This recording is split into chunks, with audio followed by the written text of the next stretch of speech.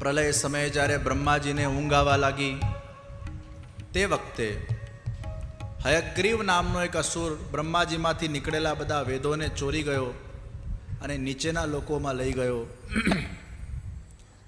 સત્યવ્રત એકવાર તર્પણ કરી રહ્યા હતા નદી કાંઠે, અને એ વખતે એમના કમંડલુમાં એક નાની માછલી આવી ગઈ.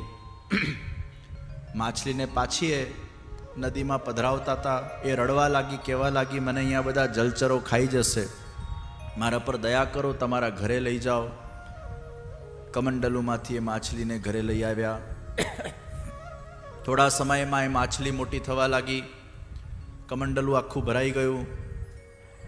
કહેવા લાગી, મને બીજો કોઈ મોટી સ્થાનમાં મારી વ્યવસ્થા કરો. હજી મોટા પાત્રમાં માછલી પધરાવી, વળી મોટી થઈ ગઈ. હજી મોટી થવા લાગી. હજી મોટા પાત્રમાં પધરાવી, હજી મોટી થવા લાગી. એક સરોવરમાં પધરાવી આવ્યા. સરોવરમાં પણ એકદમ મોટી થઈ ગઈ માછલી. આખા સરોવરને ઘેરી લીધું. હજી મોટા સરોવરમાં લઈ ગયા, હજી મોટા સરોવરમાં લઈ ગયા. માછલી મોટી થતી જાય, મોટી થતી જાય, મોટી થતી જાય.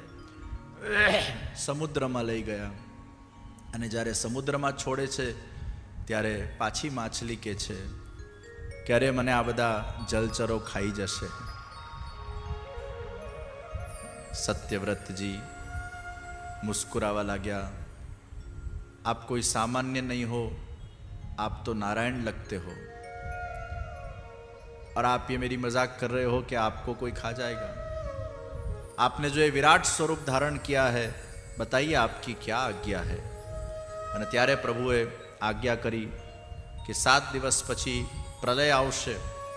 આખી પૃથ્વી સમુદ્રમાં ડૂબી જશે. આખું ત્રિલોક સમુદ્રમાં ડૂબવા લાગશે. અને એ વખતે તમે બધા જ બીજ લઈને, સૂક્ષ્મ શરીરો લઈને, સપ્ત બ્રહ્મર્ષિઓને લઈને એક નૌકા તમારા પાસે આવશે. એમાં બેસી જજો અને તમારી નૌકા ડૂબશે નહીં. આખી પૃથ્વી ડૂબી જશે પણ તમે નહીં ડૂબો. અને તે વખતે હું આ જ સ્વરૂપે તમારા પાસે આવીશ. મારા શિંગથી વસુકી નાગને બાંધજો. વસુકી નાગથી મારા શિંગને નાવડીને બાંધજો.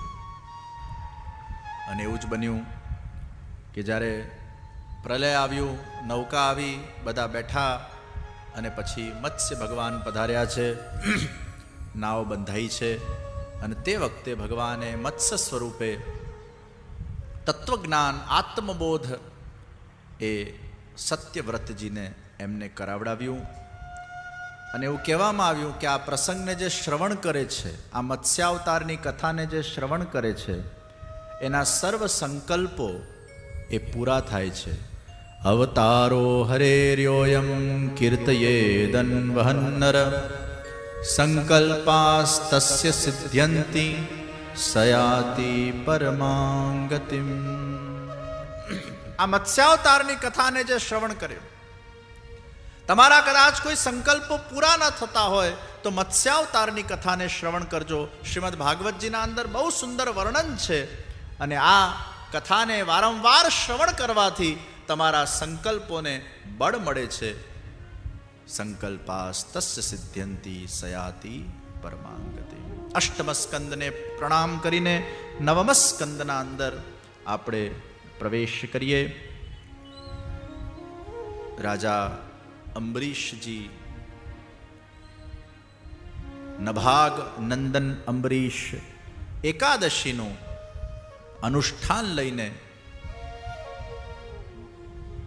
તપ કરી રહ્યા છે. એકાદશીના ખૂબ લાભ છે. એકાદશીના ખૂબ ફાયદા છે. એકાદશી એ ધન્ય એકાદશી છે.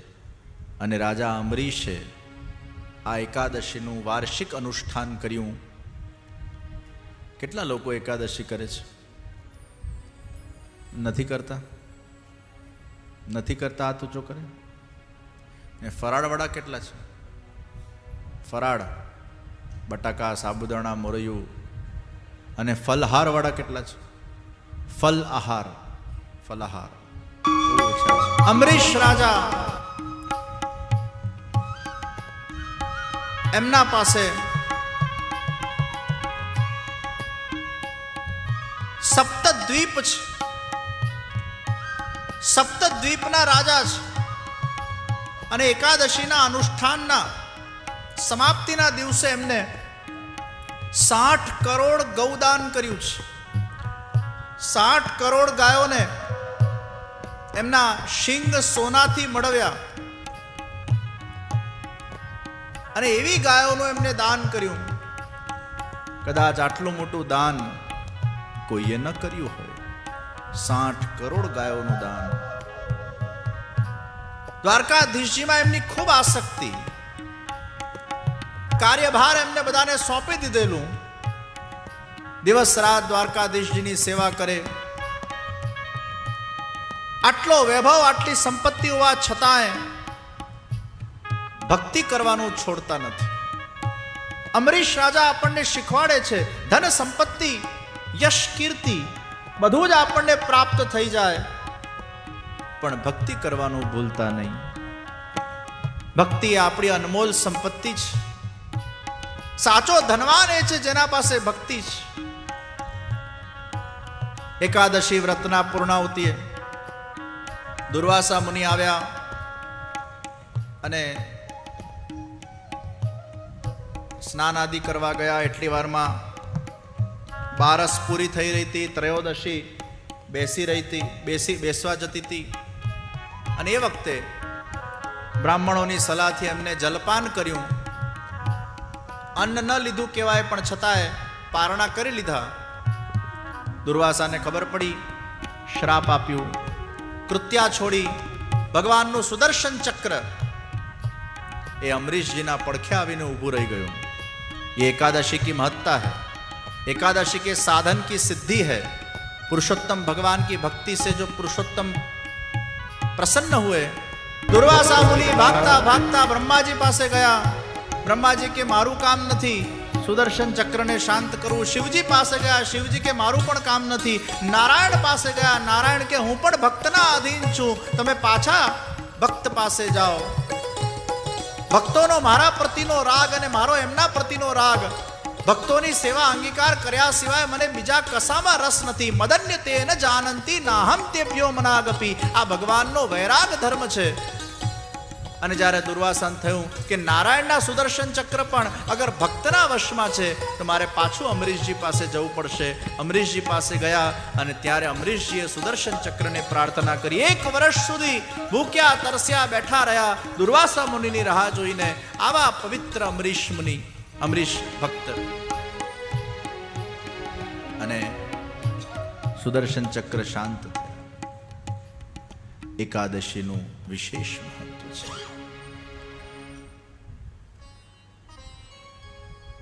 ભગવાન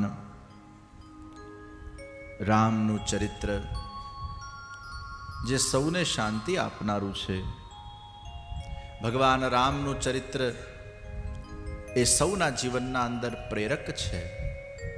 કષ્ટોના વચ્ચે પણ મુસ્કુરાતા કેમ રહેવું એ ભગવાન રામ શીખવાડે છે. મનુષ્યના જીવનના અંદર દુઃખ આવશે જ, અને ભગવાન પોતે એ દુઃખને ભોગવીને આપણને શિક્ષા આપે છે કે મારા જેવા રાજાએ પણ અગર વનવાસ કરવો પડે, સીતાજીને પણ અગર આટલું કષ્ટ ભોગવવું પડે, તો હે મનુષ્ય તુમ કौन सी खेत की मूली हो. जन्म मरण जस अपजस विधि हाथ. ये जन्म मरण जस अपजस लाभ व्यय ये सब विधि के हाथ में है. રામ ભગવાને પોતાના જીવન ચરિત્રમાંથી આપણને ઘણું બધું શીખવ્યું. યદોશ્ચ ધર્મશીલસ્ય. યદુ કોણ હૈ? ધર્મશીલ હૈ. અને મહાપ્રભુજીએ સુબોધનીજીના અંદર આજ્ઞા કરી, યદોહો પિતુઃ આદેશ ઉલ્લંઘનાત અધર્મ પરત્વેન કથનમ અયુક્તત્વમ આશંક્ય. મહાપ્રભુજીએ શ્રીમદ ભાગવતના ગુણાર્થોને સુબોધનીજીના અંદર બહુ સુંદર રીતે પ્રગટ કર્યા છે, જે કદાચ કોઈએ એવી વ્યાખ્યાઓ ન કરી હોય એવી મહાપ્રભુજી કરી છે. અને મહાપ્રભુજીનું પ્રાગટ્ય પણ શ્રીમદ ભાગવત માટે થયું છે. અને એટલે જ મહાપ્રભુજીને ભાગવત ખૂબ વાલું. પ્રથમ સ્કંદના સુબોધનીજીના અંદર શ્રી મહાપ્રભુજી આજ્ઞા કરી, અર્થમ તસ્ય વિવેચિતુમ નૈ વિભુર વૈશ્વાનરાદ વાક્પતે રન્યસ્તત્ર વિધાય માનુષતનુ મામ વ્યાસવત શ્રીપતે દત્વા જ્ઞાનમ કૃપાવલોકન પટુર યસ્માદતોહમ મુદા ગૂઢાર્થમ પ્રકટીકરોમિ બહુદા વ્યાસસ્ય વિષ્ણોઃ પ્રિયા. આ ગૂઢાર્થોને શ્રીમદ ભાગવતના પ્રગટ કરવા માટે મારું પ્રાગટ્ય થયું છે. ગૂઢાર્થમ પ્રકટીકરોમિ બહુદા વ્યાસસ્ય વિષ્ણોઃ પ્રિયા.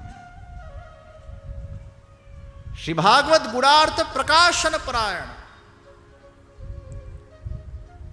તો મહાપ્રભુજી આજ્ઞા કરે છે કે અહીંયા યદોશ્ચ ધર્મશીલસ્ય, ધર્મશીલ યદુને એટલે કયા? કારણ કે યદુના પિતાએ યદુ પાસેથી પોતાની જવાની માંગી અને કહ્યું કે તારી જવાની મને આપ. એ જવાની ભોગ ભોગવવા માટે માંગી હતી, એટલે યદુએ ના પાડી. યદોહો પિતુહુ આદેશ ઉલ્લંઘનાત. પિતાની આજ્ઞા ન માની. પિતાની આજ્ઞા ધર્મપૂર્ણ હોય તો મનાય, પિતાની આજ્ઞા અધર્મપૂર્ણ હોય તો ન મનાય. અને આજ્ઞા ન માનવું એ પણ ધર્મ છે. આજ્ઞા માનવું પણ ધર્મ છે, પણ અધર્મયુક્ત આજ્ઞા ન માનવું એ પણ ધર્મ છે. અને એટલે જ યદોશ્ચ ધર્મશીલસ્ય નિતરામ. સ્વપ્ને પણ જેના અંદર કોઈ પણ પ્રકારનો ખોટો વિચાર પેદા થતો નથી, એ નિતરામ મુનિસત્ત. પરીક્ષિત રાજા શુકદેવજીને કહે છે, સૂર્યને ચંદ્રવંશના રાજાઓની કથા આપે બહુ સુંદર રીતે સંભળાવી. હવે યદુવંશના અંદર જે ભગવાન પ્રગટ થયા એમના ચરિત્રોનું મને રસપાન કરાવો. અને શુકદેવજી મહારાજમાં શ્રી મહાપ્રભુજી સુબોધનીજીમાં કહે છે કે દશમ સ્કંદની જ્યારે કથા શરૂ થાય છે ત્યારે શુકદેવજી મહારાજમાં સાક્ષાત ભગવાન શ્રી કૃષ્ણ પધારે છે.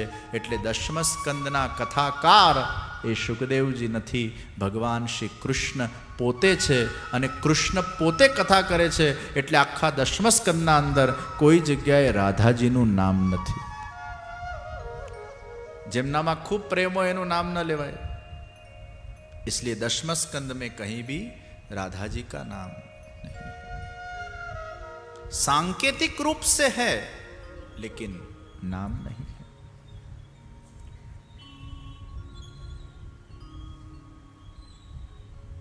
पृथ्वी देवी पर भार વધ્યો. પૃથ્વી ગાયનું રૂપ લઈને બ્રહ્માજી પાસે ગઈ. વિનંતી કરી, ખૂબ પાપ વધ્યું છે, આપ શ્રી હરિને કહો અવતાર ગ્રહણ કરે. ખૂબ પાપ વધે એટલે પછી ભગવાન પ્રગટ થાય. બ્રહ્માજી ભગવાન નારાયણ પાસે પધાર્યા. નારાયણને વિનંતી કરી, હે પ્રભુ આપ અવતાર ગ્રહણ કરો. ભગવાને બ્રહ્માજીને જણાવ્યું, બધા જ દેવ દેવાંગનાઓને કો ભૂતલ પર જઈને પ્રગટ થાય. વસુદેવના ગૃહે હું સાક્ષાત પ્રગટ થઈશ. પૃથ્વી દેવી પ્રસન્ન થયા. अब प्रभु का प्रागट्य होने वाला है.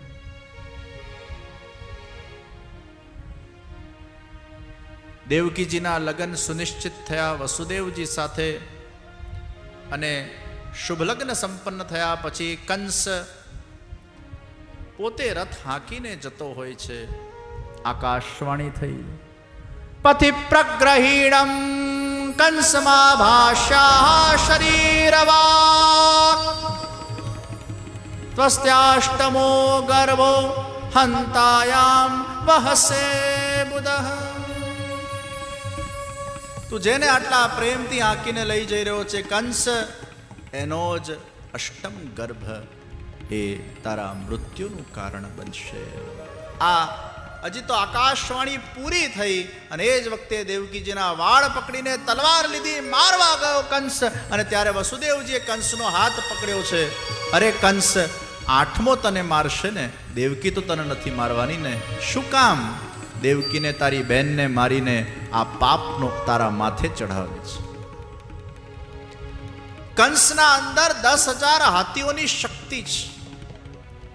અહીંયા મહાપ્રભુજી સુબોધનીજીમાં કહે છે કે વસુદેવજીમાં આટલી તાકાત ક્યાંથી આવી ગઈ કે કંસનો હાથ પકડી શકે અને એને રોકી શકે. તે વખતે વસુદેવજીમાં ભગવાન શ્રી કૃષ્ણ પ્રગટ થયા છે અને ભગવાન શ્રી કૃષ્ણની શક્તિથી એ કંસનો હાથ રોકાયો છે. કંસ માની ગયો. વસુદેવજી વિશુદ્ધ સત્વમ છે, એમની વાણી પર વિશ્વાસ કરાય. જેટલા બાળકો થશે તને આપી દઈશ, પણ તું દેવકીને છોડી દે. કારાગૃહના અંદર દેવકી વસુદેવજીને બંદી બનાવવામાં આવ્યા. પહેલો પુત્ર કીર્તિમાન કંસ પાસે લઈ જવામાં આવ્યો. પ્રતિયાતુ કુમારોયમ, પ્રતિયાતુ કુમારોયમ. કુમાર અવસ્થા એટલે 4-5 વર્ષની અવસ્થા. યાતુ આંગળી પકડીને લઈ ગયા અને કંસે કીધું આને પાછા લઈ જાઓ. જેમ આંગળી પકડીને લાવેલા, આંગળી પકડીને પાછા લઈ જાઓ. મહાપ્રભુજીએ સુબોધનીજીમાં કીધું કે પેલું બાળક જન્મે તરત કંસ પાસે લઈ ગયા. અને આપણે સિરિયલોમાં જોઈએ કે આમ પગ પકડીને આમ ઊંચું કરીને પથ્થર પણ આમ ધડામ કરીને બાળકને ફેંકે અને પેલું બાળક મરી જાય. કુમાર શબ્દ એ 4 કે 5 વર્ષના બાળક માટે વપરાય છે, એ શિશુ માટે નથી વપરાતું. શિશુને કુમાર ન કહેવાય. પ્રતિયાતુ, જેમ આંગળી પકડીને લાવ્યા એમ પાછા લઈ જાઓ. આ ભાગવતના ગુણાર્થોને શ્રી મહાપ્રભુજીએ પ્રગટ કર્યા છે. એમ કરતા કરતા બધા જ બાળકોને માફી આપી દીધી. 8મા દાઉજી પધાર્યા અને ભગવાને યોગ માયાના દ્વારા સંકર્ષણ કર્યું. યોગ માયાને આજ્ઞા કરી કે રોહિણીજીના ગર્ભના અંદર દાઉજીને પધરાવો, જે વસુદેવજીના બીજા પત્ની છે. યોગ માયાએ કીધું મને કંઈક પ્રાપ્તિ થશે કે નહીં આ કામ કરવા બદલ. એટલે ભગવાને વરદાન આપ્યું કે જુદા જુદા માતાજીઓના રૂપમાં કલયુગમાં તારી ખૂબ પ્રસિદ્ધિ થશે, અને એટલી બધી તારી પ્રસિદ્ધિ થશે કે તારા ગોળ ગોળ લોકો ફરવા લાગશે. અને એટલે જ આપણે જોઈએ છે કે ગરબાના અંદર માતાજીને વચ્ચે પધરાવીને જે હિલોડે લોકો ચડે છે અને જે ગરબા લોકો કરતા હોય છે. આ ભગવાન કૃષ્ણએ યોગ માયાને વરદાન આપ્યું છે કે કલયુગમાં તને ખૂબ પ્રસિદ્ધિ પ્રાપ્ત થશે અને ખૂબ તને કીર્તિ પ્રાપ્ત થશે. અને જુદા જુદા પ્રકારના માતાજીઓના નામ પણ આપવામાં આવ્યા છે. એ નામોથી તું પ્રસિદ્ધ બનશે. યોગ માયાએ ભગવાનનું આ કાર્ય પરિપૂર્ણ કર્યું છે. ભગવાને યોગ માયાને કીધું તારે ગોકુળના અંદર દીકરી તરીકે જન્મવાનું છે. હું વસુદેવજીના ત્યાં દીકરા તરીકે જન્મીશ.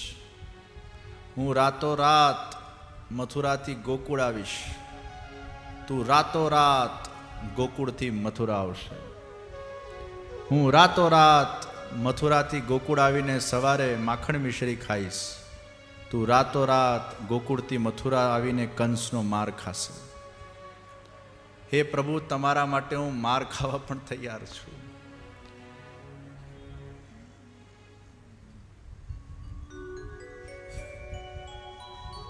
તો સપ્તમ ગર્ભ એ દાઉજીનું, જેનું સંકર્ષણ કરવામાં આવ્યું. હવે અષ્ટમ ગર્ભ તરીકે ભગવાન શ્રી કૃષ્ણ દેવકીજીના ગર્ભમાં નથી પધારતા. ભગવાન એ યોનિમાંથી ન પ્રગટ થાય, ભગવાન તો અયોનિ છે. યોનિમાંથી તો સાધારણ લોકો પ્રગટ થાય, ભગવાન તો અપ્રાકૃત છે. અને એટલે જ જે ભગવાનને પ્રાકૃત માને છે એ સૌથી મોટો મૂઢ છે. અવજાનંતિ મામ મૂઢાઃ માનુષીમ तनुमाश्रित। वो मूड है जो मुझे मनुष्य के रूप में देखता है। परमात्मा अयोनि છે, રિપ્રોડક્ટિવ સિસ્ટમમાંથી બહાર ના નીકળે પણ સ્વયંભૂ પ્રગટ થાય. અને જ્યારે સાતમા ગર્ભમાં દાઉજી ગર્ભમાંથી પધારી ગયા અને જ્યારે કંસને ખબર પડી તે જ વખતે દેવકીજી વસુદેવજીના હાથ પગ બાંધી દીધા છે કે આઠમો ગર્ભ જ પેદા ના થઈ શકે. પણ ભગવાન તો ગર્ભમાં આવવાના નથી, કંસને ખબર નથી. દેવકીજી વસુદેવજી પ્રભુનું ધ્યાન ધરીને વિરાજમાન છે. એ શ્યામ સુંદરના દિવ્ય સ્વરૂપનું ध्यान करी रहा है. आइए हम भी कुछ पल के लिए बस का ध्यान छोड़कर, भोजन का ध्यान छोड़कर, घर में जाना है उसका ध्यान छोड़कर, 5-6 कलाक 7 कलाक થઈ ગયા, પગ હવે દુખી રહ્યા છે, घुटने का ध्यान छोड़कर, कमर का ध्यान छोड़कर बस थोड़ी पल कुछ देर श्री कृष्ण का ध्यान करें. देवकी जी वसुदेव जी भगवान श्री कृष्णનું ધ્યાન કરવા લાગ્યા. ટટાર બેસો એટલે થોડું કોન્સન્ટ્રેશન વધે. આમ ટટાર બેસશો ને આમ ફોકસ વધે. આમ બેસો તો જોકું આવી જશે.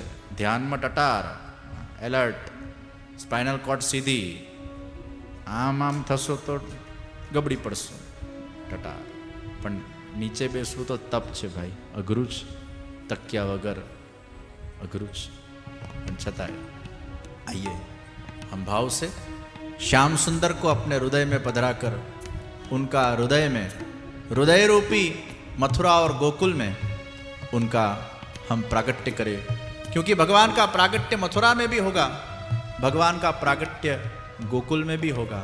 श्री वल्लभाचार्य जी महाप्रभु जी ने सुबोधनी जी में कहा, भगवान श्री कृष्ण लोक वेदातीत पुरुषोत्तम के रूप में गोकुल में प्रकट हुए और लोक वेद प्रसिद्ध पुरुषोत्तम के रूप में मथुरा में प्रकट हुए. दोनों जगह एक साथ भगवान श्री कृष्ण का प्रागट्य हुआ है और फिर दोनों कृष्ण एक हो गए. और फिर अक्रूर जी जब भगवान को लेने आते हैं तब जो मथुरा में वसुदेव जी के वहाँ प्रकट हुए कृष्ण है उनको लेकर जाते हैं, और व्रज में प्रकट हुए जो कृष्ण है वो तो व्रज में ही रहते हैं. तो गोकुल और मथुरा दोनों जगह पर भगवान श्याम सुंदर का प्रागट्य हो रहा है. श्री प्रभु ने प्यारा श्री यमुनाजीना लाडीला एवा રસિક સત્સંગી વૈષ્ણવોને જે શ્રીના આ વચનામૃત ગમ્યા હોય તો આ વિડીયોને લાઈક કરજો, શેર કરજો અને કમેન્ટ બોક્સમાં જય શ્રી કૃષ્ણ જરૂર લખજો. અને હા, અમારી ચેનલ શ્રી વલ્લભ સત્સંગને સબસ્ક્રાઈબ કરવાનું ભૂલશો નહીં, જેથી તમને આવા અવનવા વચનામૃતો મળતા રહે. સર્વે વાલા વૈષ્ણવોને ભાવથી જય શ્રી કૃષ્ણ.